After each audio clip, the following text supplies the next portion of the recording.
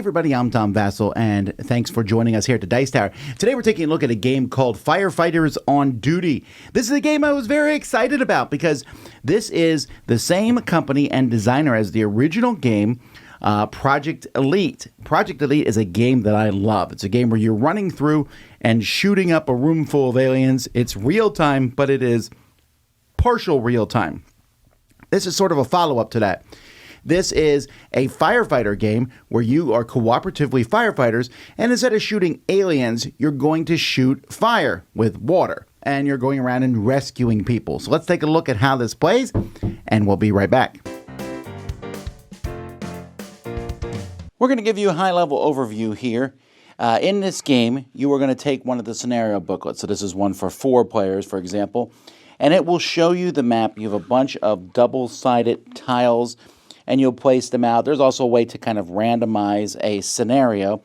The map's going to show you where fires start, where there's rubble in the streets, where there's innocent civilians, and where there's people who need your help. Each player is going to start with their own fire truck. Now in this game, blue dice represent water. So there might be fire hydrants that have water in. You have a huge water tank back at the fire station.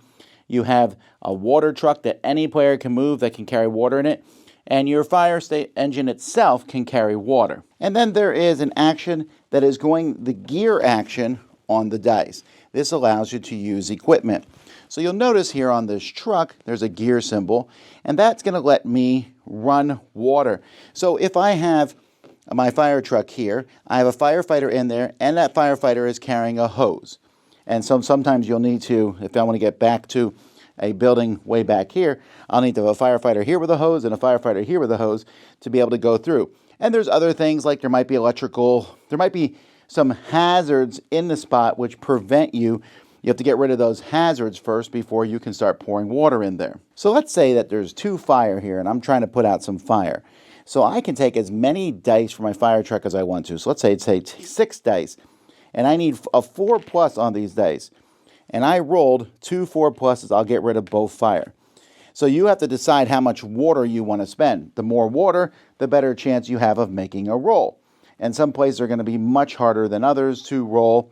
There's also, like I said, going to be rubble here. But another important thing is you're going to have civilians and wounded civilians, and you need to rescue them because fire spreading will kill them. You're going to have to load up on the ambulance. You have to get the ambulance to that spot. The firefighter will move them to the spot. And in fact, firefighters can get trapped by fire and become wounded so that you'll have to move them and get them back.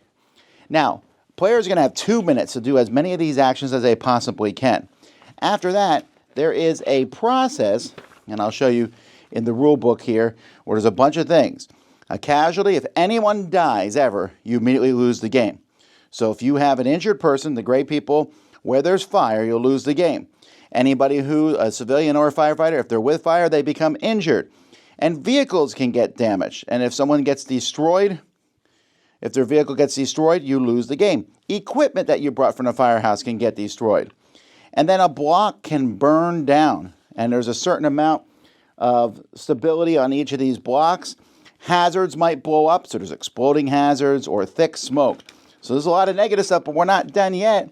Then there's going to be a distress call.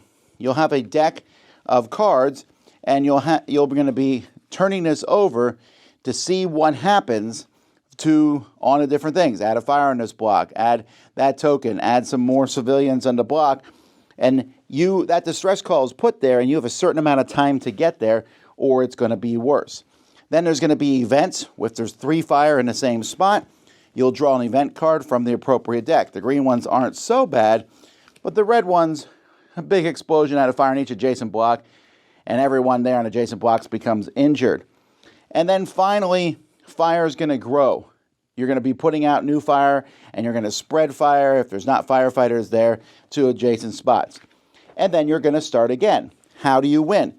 Well, you have to accomplish whatever the goal is. So maybe in this scenario here, I need to extinguish all fires before the end of round 6.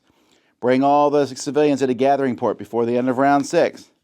Put out the fires before end of round 6. Just don't lose over 6 rounds. This is a lightning storm outbreak.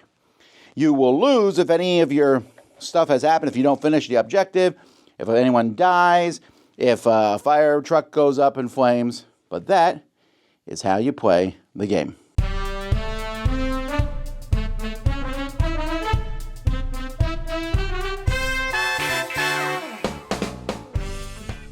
I enjoy Firefighters on Duty, so if you've never played Project Elite, a game like this is very interesting because there are 2 minutes of short, frenetic action, and then you pause and relax. And I like that. If the game was just 10 straight minutes of real time, that would be kind of crazy or insane. There are games that do that, where it's real time the whole game. Here you have that real time, and you're rolling dice as fast as you can and moving stuff around the board, and you can't see anyone else what they're doing, and you're talking and yelling and do this and fill water here and do this. And then you pause and see what happened.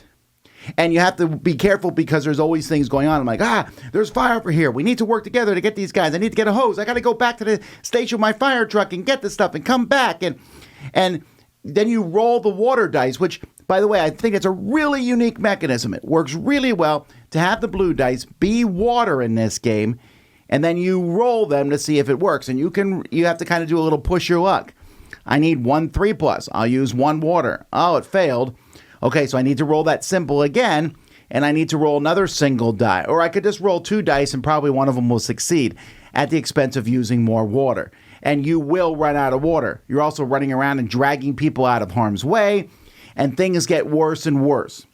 So I want to point out something right now. I think this is a very difficult game. Some of the scenarios at the beginning are easier, and they definitely are beatable. But this is the kind of game where if you make a single mistake, you lose. I kind of wish it wasn't that hairy. Because like if one civilian dies and you're like, oh, no one noticed that guy over there, we needed to go get him. Or someone rolled the dice 4 times in a row and it just didn't work, what have you. And or a car said an explosion and then something else happened and they died. Okay, so do you restart the whole game? I don't know. You know, that can be kind of a bummer moment. It's now doesn't happen. A lot of times it's more of a down to the wire, putting water out. And it's a good wholesome theme, right? Hey, we're putting out fires, we're doing things. I talk about Project Elite. I like running in and shooting down aliens, but that's not going to be everyone's cup of tea. But again, there's a couple things in this one that you also need to kind of get to grips. Everyone, once a firefighter's out of a truck, anybody can use it. Which means there could be some, hey, I'm using this guy to clear some rubble. I really need him to go over in this direction. And the ambulance and the water truck are neutral units. Those, everyone's going to run around. There's a fire, the fire hydrants don't have a lot of water, but they refill every turn. So do I just run over there and get a little bit of water? Or I have to go all the way back to the station to get more. So I like this game a lot. I'm giving it an 8 out of 10. Now, Project Elite is a 10 out of 10 for me. Why is this one not as high as the other ones? And this sounds weird because 8 is a very good score. But let me point some reasons. One, just the shooting the aliens was more fun for me. Just going through and shooting aliens. Putting out fire is good, but just less so.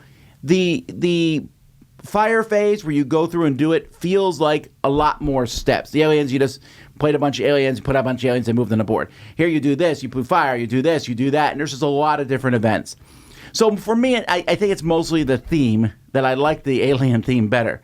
But the firefighter theme is really good. If you like a cooperative game, but you don't want one where someone's going to take control because they really can't. That guy who likes to take control of the whole game is too busy rolling his dice and seeing what he can do to tell you what to do with your dice. Some people this isn't going to go well for. That frenetic action, even though it's in 2-minute spurts, is going to bug some people. But I think others are going to really enjoy it, as I do. It's just a lot of fun to run around and put out fire. So if you like that, the idea of that, real-time cooperative game about putting out fire, I think the theme is very strong. I think there's a lot of cool things going on, a gazillion different scenarios that you can do. Check out Firefighters on Duty. Thanks so much for watching. I'm Tom Vasel, and I want to say thank you to some of our GameFound backers. I want to say thank you to Andrew Ashley and Christopher Gunner, to Baby Colas, Zeta, and Soma, and to Joe Taylor, who also wants to thank Jesus, his Lord and Savior. Thank you all for supporting the show, and thank you guys for watching. Until next time, I'm Tom Vasel, and this is the Dice Tower.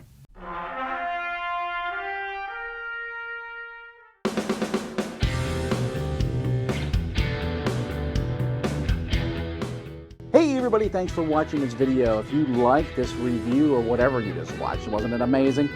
Check out our channel, Dice Tower. We have all kinds of things. We review games, we do top 10s, we play games live. It's all about board games, but especially the people who play them. Check out Dice Tower YouTube channel.